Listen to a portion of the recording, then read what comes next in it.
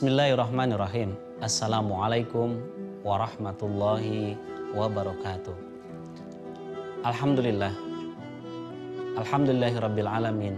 Wa bihi nasta'inu ala umuri dunya waddin wa ala alihi wa ashabihi ajmain.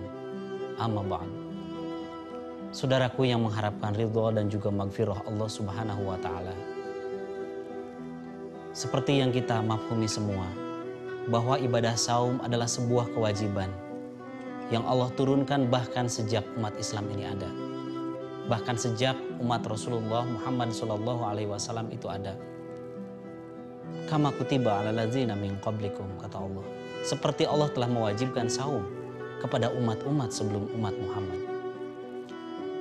Di dalam Al-Quran, perintah untuk saum ada dalam surat Al-Baqarah, di mana tuntunan tentang ibadah saum, baik kaifiatnya ataupun yang terkait dengan ibadah saum itu sendiri, ada dalam surat Al-Baqarah ayat 183, 184,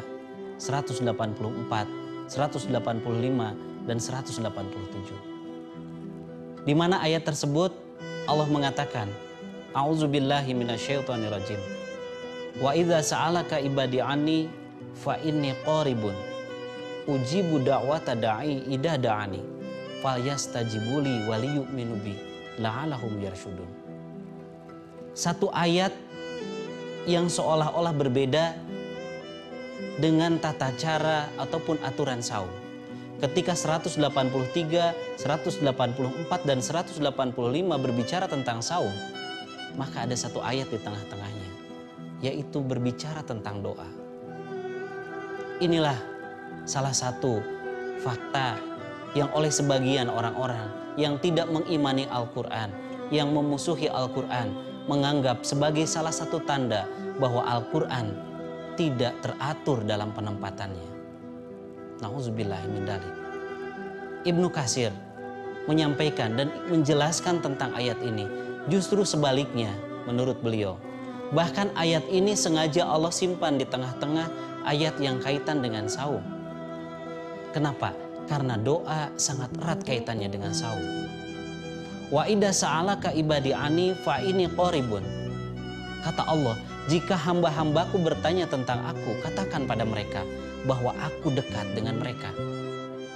Asbabun nuzul ayat ini adalah ketika Rasulullah sedang ada di sebuah majlis, datanglah seorang Arab Baduy lalu bertanya kepada Rasulullah, "Ya Rasulullah, apakah Allah itu dekat dengan kita?" Rasulullah Shallallahu Alaihi Wasallam sempat merah padam ketika beliau melihat dan juga mendengar salah seorang Arab Baduy yang berdoa kepada Allah dengan berteriak-teriak. Beliau menegurnya dengan berkata, "Innakum lan tad'u asoman wala ghaiban." Kamu tidak menyeru Tuhan yang ghaib dan juga tuli. Allah itu maha dekat dengan kita semua. Allah memberikan tuntunan kepada kita, memberikan sebuah keyakinan kepada kita bahwa tak ada satupun doa yang tidak Allah kabulkan.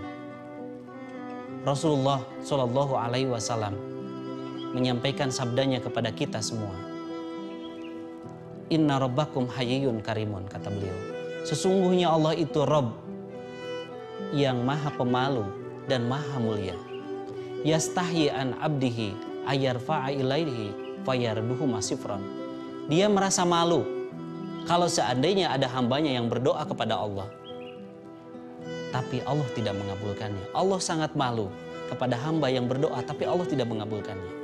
Satu hal yang mustahil, tidak ada doa yang tidak terkabulkan kecuali karena sebab-sebab tertentu. Apa saja yang bisa menjadi salah satu wasilah terkabulnya sebuah doa?